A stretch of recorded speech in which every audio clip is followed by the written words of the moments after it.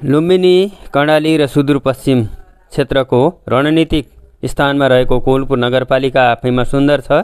यो सुन्दर नगरपालिकामा हिजोआज बस्ती विकास पनि भइरहेको छ र फोहोर उत्पादन पनि निकै तीव्र गतिमा भइरहेको छ। यसलाई व्यवस्थापन गर्नका निमित्त पालिकाले जटायु नामक प्रालीसँग सम्झौता गरेको थियो र उसले यो सम्झौता अनुसार केही कार्यहरू अगाडि बढाएको देखिन्छ। यद्यपि नगरपालिकाले आफ्नो फोहोर व्यवस्थापन गर्नका लागि थुप्रै नीति नियमहरू तर्जुमा गरेको छ भने सो अनुरूप त्यो संस्थाले काम गर्नुपर्ने थियो, तर उसले कलेक्सन गरेका फोहोरहरू पूर्व पश्चिम लोकमार्गको दक्षिणतर्फ कोवलपुर चौराहादेखि करिब 1 किलोमिटर पूर्वको सामुदायिक वनमा लगेर 2वटा खाल्डा बनाएर यसरी फाल्ने गरेको छ र त्यहाँ आगो लगाउने गरिएको छ, जुन जनस्वास्थ्यका दृष्टिले पर्यावरणका दृष्टिले निकै हानिकारक छ। यहाँ जनावरहरू यसरी प्लास्टिक खाइरहेको अवस्थामा भेटिएका छन्। त्यति मात्रै होइन, यहाँनिर जुन स्वास्थ्य संस्थाहरूबाट ल्याइने मेडिकल वेस्ट पनि त्यतिकै फाल्ने गरिएको छ, सिसाहरू पनि त्यतिकै फाल्ने गरिएको छ।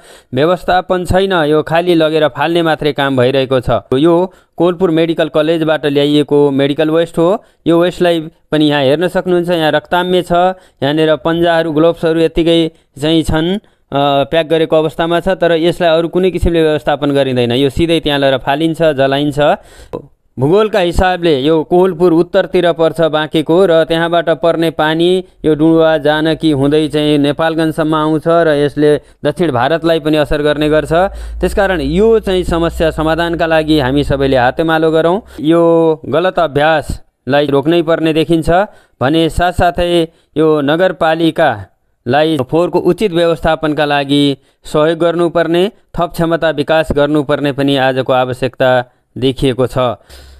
समयमा यसको निकास खोजौँ, अन्यथा यसले भोलि जनस्वास्थ्यमा नराम्रो प्रभाव पार्ने देखिन्छ। हामी सबै जुटौँ र यो फोहोर व्यवस्थापनका लागि उपयुक्त कदम चालौँ। धन्यवाद।